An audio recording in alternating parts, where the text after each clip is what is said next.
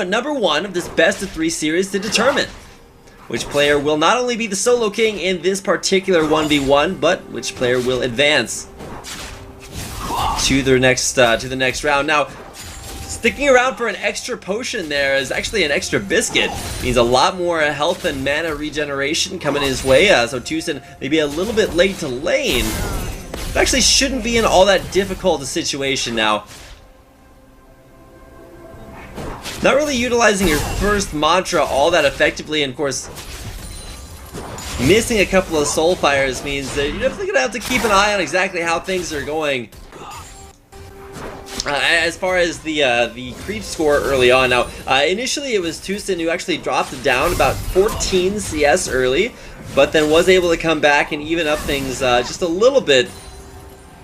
TuSin really playing this matchup a little bit incorrectly. He's going to miss all 3 of those CS at turret and is now 6 CS. That's an entire wave of CS down before even the 3-minute mark hits. So shielding a minion there, you can see TuSin actually might have been trying to deny CS a little bit, but I don't think that's a very effective strategy. Now there we go. That is an effective strategy. If you hit your opponent with a skill that does damage, you're gonna win the all-in. Oh, actually, big amount of damage there for both players. The Mantrid Soul Fire, Soul Flame coming in there from TuSin, only hitting one part of the activation, and you can see TuSin trying to keep the wave frozen right outside his turret range. Is actually doing a decent job of that, but continue to push things in. Duke gets closer and closer to continuing to deny the CS to turret. A 10 CS difference here at the 3.5-minute mark is a pretty big deal, and so TuSin is either going to have to start tanking up these creeps early on, which is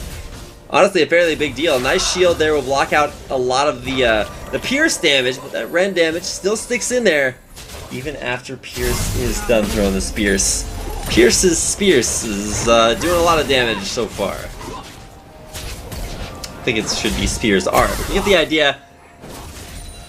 Inner Flame primarily the harass tool, but TuSin actually has a lot of damage just off of that tether. You can see tether going on and not lashing there at the end, but TuSin already completely out of mana, and with no additional way to gain mana outside of consumables, TuSin is going to have to watch out for spamming these spells maybe a little bit too quickly.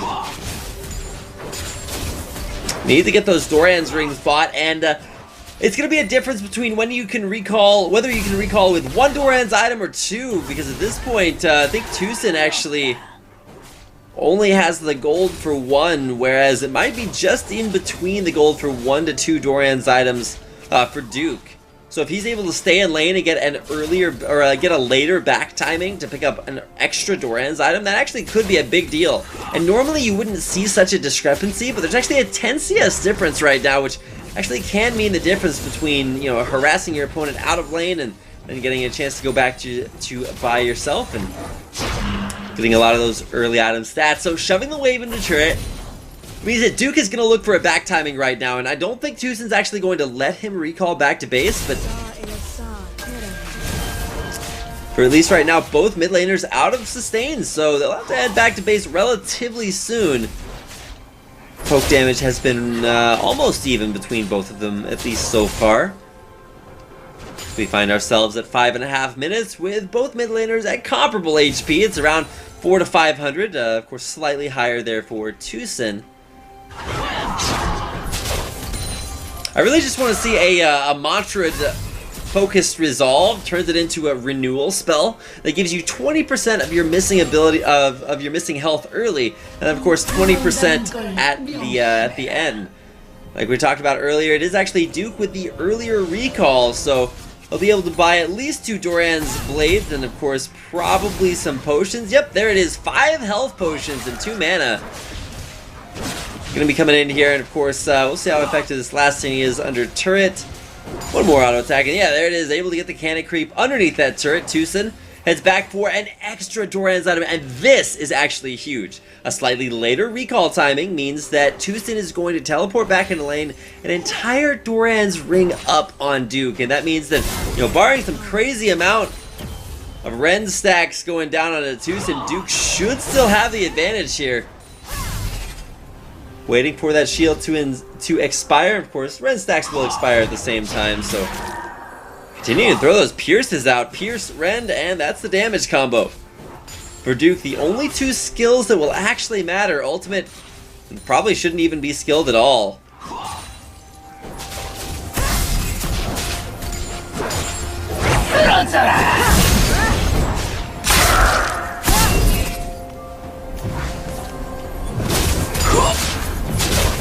Neither player, of course, needs to worry about jungle pressure, so they're just free to CS things fully at their turret. Nice tether lands, and once again, a shield on a minion. That's the second time that I've seen TuSin do that in just this set alone. Of course, one before the reset and one after. TuSin just really kind of underutilizing the skills at his disposal, continuing to try to land those soul flames, but it's not landing as effectively as it needs to. The second proc probably will never land, and while he's doing a good job at keeping the wave off of his turret, mana is an issue. More so for TuSin than it is for Duke, who's still going to be able to auto attack for free. I don't know if auto attacks took mana. I wonder if that means that we wouldn't see 80 carries. I don't know. It'd be an interesting world to live in, but for TuSin, while his auto attacks may not take mana, look at the amount of HP he's able to get back from that tether.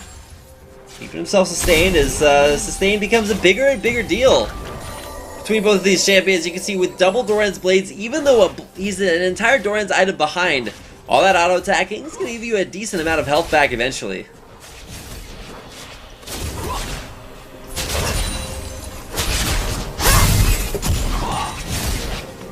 TuSin missing his first couple of inner flames, but you know, he's starting to hit a few of them, and of course, right as I say that, he hits one, so I feel a little bit better. It's like the caster's anti-curse. When you say something's gonna happen, it actually does. TuSin here first to level 8 has put 2 points in his mantra, whereas if you look at the skill distribution here, gonna land there. Whoa, nice inner flame. Alpha the focused resolve tether. For TuSin is primarily going to be about, like we said, landing those inner flames, but speeding his way back up. There's a nice inner flame to land, and ignite on TuSin means that kill potential is definitely there, and an early recall back to base here for Duke means that he will have to walk all the way back to lane. And sure, even though he'll be able to pick up a couple more Doran's Blades, so he's actually ahead in Doran's items now, if TuSin were to go back to base, he'd probably be able to pick up a couple of his own.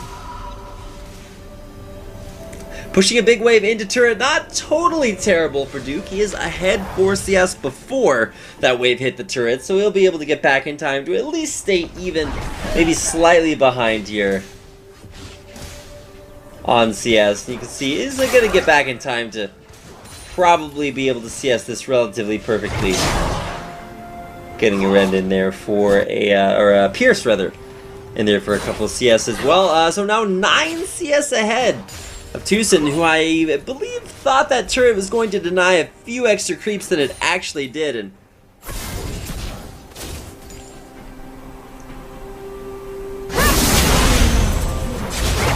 of course, TuSin should be able to trade this back relatively effectively. Yeah, if you're able to get that focused resolve down for the snare at the end, not only is it going to give you more health back when you actually mantra it into a renewal, you're just going to be able to land solar flares. And once again, Flash, not a summoner spell picked up by either 1v1 champion here, so will not be able to get out of that tether as long as Karma has the move speed to keep up with Kallista's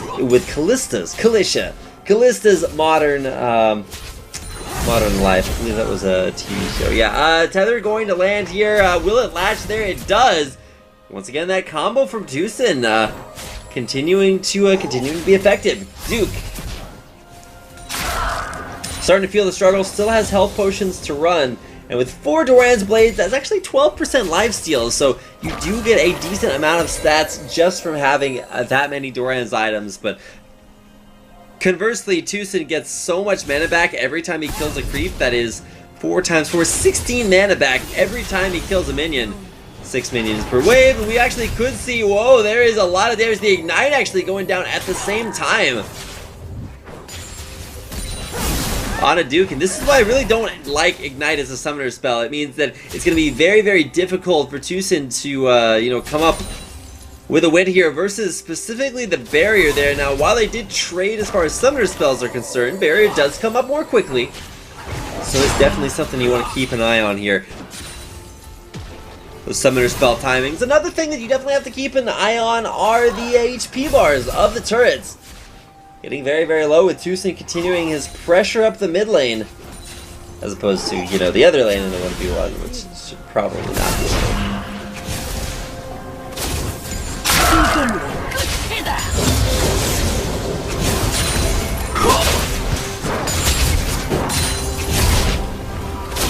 So have to keep an eye on the CS as it is only 4 different. Of course, you have to have a 10 CS advantage here to be able to win the game, and with this CS being pushed underneath turret, it's not looking likely here for Duke. Duke takes one more inner flame. He's gonna die under turret. Mantra it up for a soul flare. Deals a little bit of extra damage. Of course, now we're just gonna see him sniped down behind the turret. Walks around, predicts the movement, and TuSin. That's the way you win first blood. First game in this best of 3 goes over to TuSin, who will take the 1v1 victory over Duke.